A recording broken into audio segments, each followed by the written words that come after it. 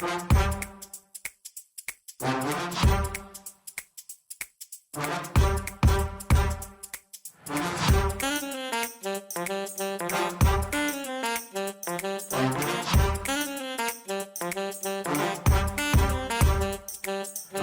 I'm Mike Maloney, and welcome to another CSRM podcast. Today's episode is hosted by Dr. Greg Linville. Hi, welcome back to another CSRM podcast, and hopefully you were able to pick up last week's installment of this because you would have heard a most inspirational story about our guest here today. Welcome back, Pastor Biswa. And we're going to recap very quickly for those of you that just for whatever reason can't get to last week's archived podcast. But our special guest today was born in Bhutan, spent nearly 2 decades in a refugee camp in Nepal, has a strong family history of Hinduism, including a grandfather that was a priest. And in that most horrible of living situations, because a pastor reached out to Bihm, Jesus came into his heart, changed his life, and he began then to plant churches throughout the villages, these other Bhutanese and Nepali. I hope I said those correctly, Pastor. It's sometimes hard for us in the English to know exactly how to say it, but we mean no disrespect. But the fact that God had ordained you and that you started to work in these ways, and we picked up the story where we left the story, and we want to pick it up now, where you had come out of that and came to America. Start there. And how did that occur? How did you get out of the refugee camp? How did you land in America? How did you land in Syracuse? What was it about that? All those things. Tell us a little bit of how God led during those years. Thank you very much again for bringing me back and giving me this opportunity to speak and share what God is doing through my life, through me. And again, I thank you for saying be him. I'll try to be like That's right. God. I cannot be, but I'm doing my best. Right. And as well, I also made my full from BHIM. Because of him, I move. That's what I also created myself, Bihm. Anyway, yes, it's beautiful how God works in everyone's life in the world. God knows by name each and everyone, poor or rich, America or India or Bhutan or wherever in the world, because God created each one of us. God has what a beautiful plan he have. Bringing from Bhutan to Nepal, where only among 100,000, only maybe 20 houses are believer. Almost all are Hindu. But in 20 years of the time in refugee camp, more than 20,000 come to know Christ. Wow. And not only that, we try to go back to Bhutan several times, our own country and land, but trying 18, 19 years, 20 years, Bhutan government, king, never let us get into the Bhutan.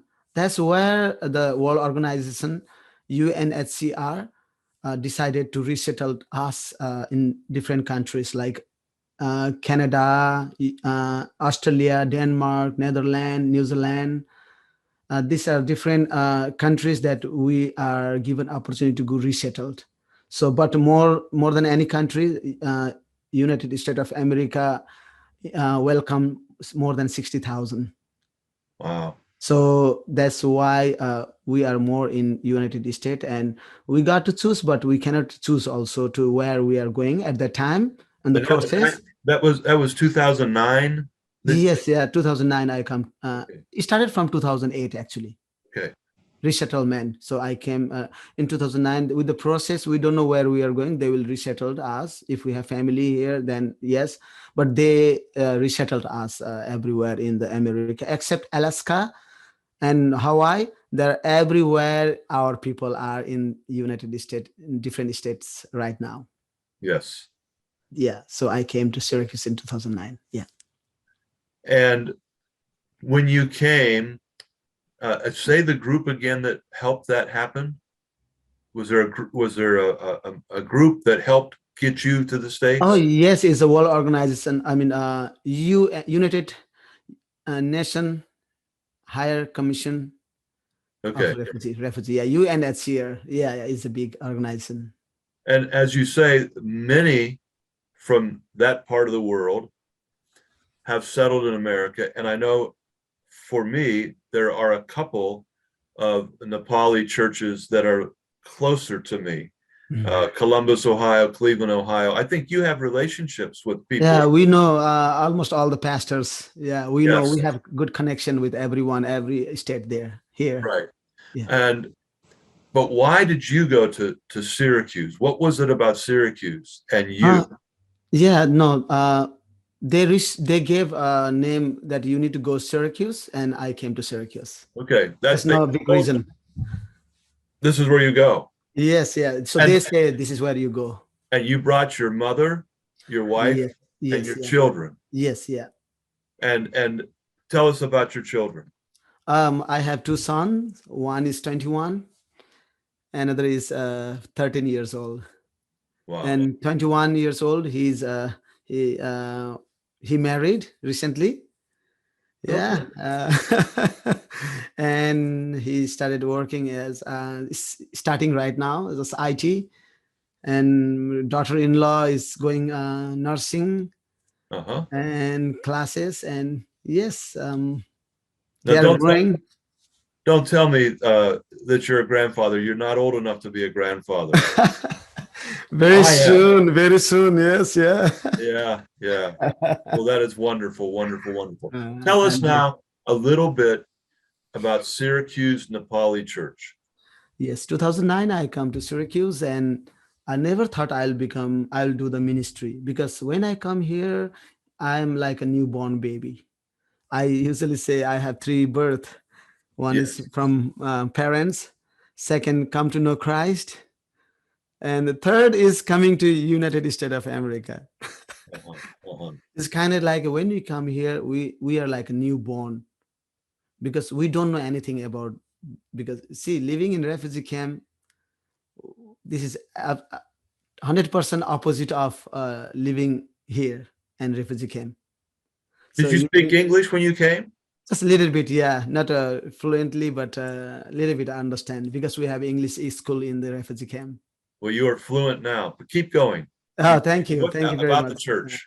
Yes, so I never thought, and I knew now clearly that he called me to start the church and do his work.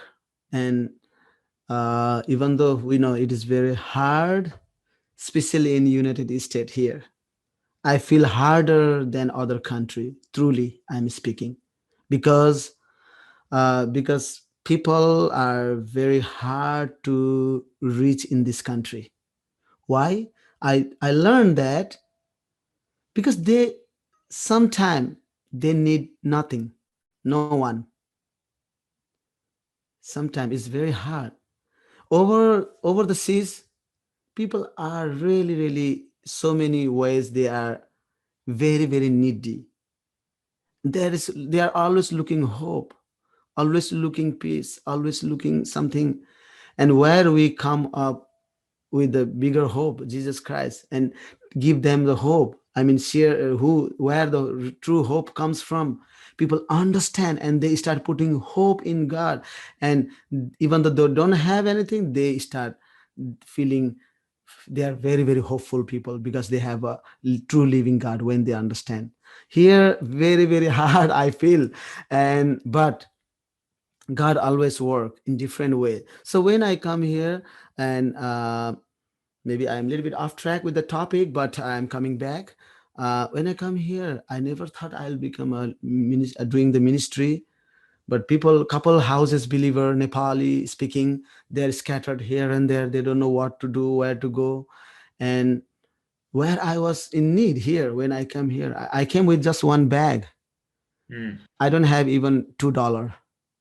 I came with one old bag and my kids, and they put us in the house, and now I have start from zero. That's why it's like a newborn baby, and need to learn everything. And but God really, I also went with a couple believer with different church here, but I understand nothing.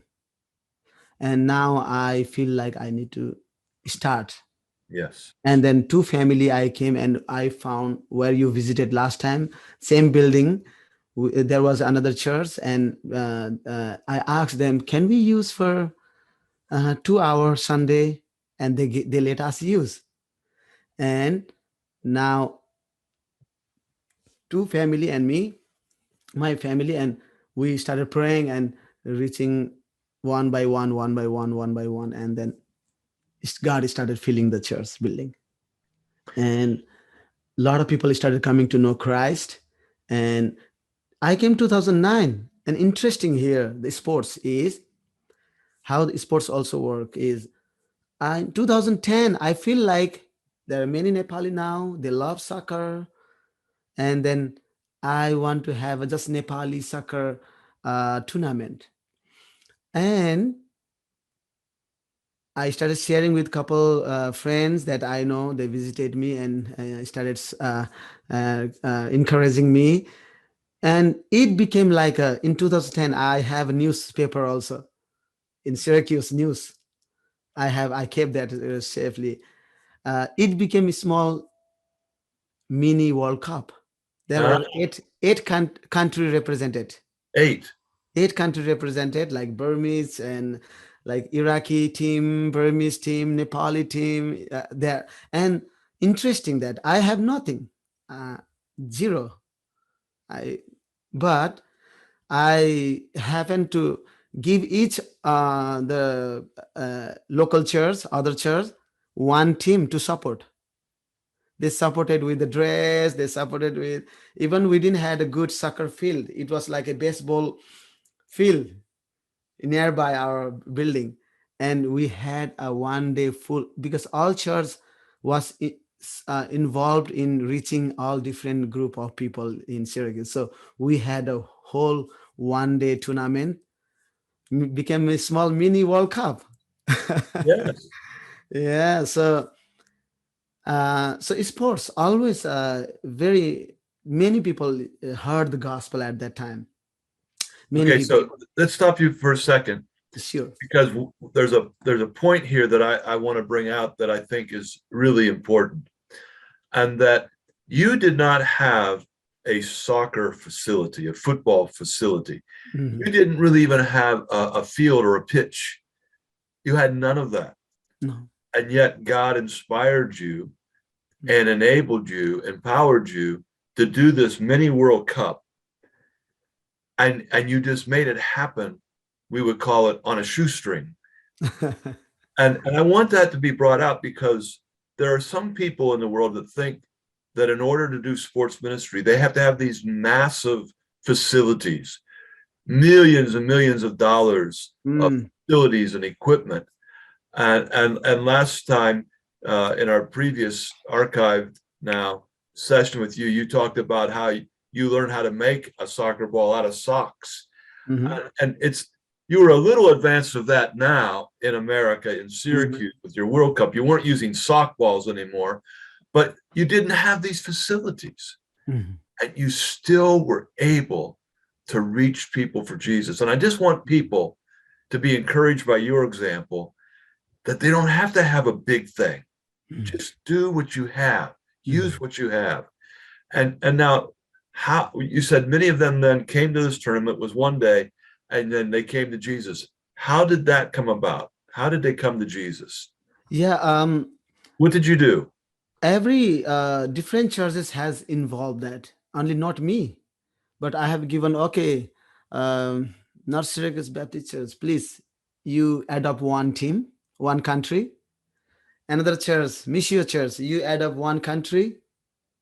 And Grace Chapel, we add up one team. So that is how we happen to give them a team. So So now they are. wait a minute. This is another key thing. You rooted these teams in a local church. Yes, yeah. Not just yours, but you opened up other churches in the community to all embrace and adopt the team. Yes, yeah. Perfect.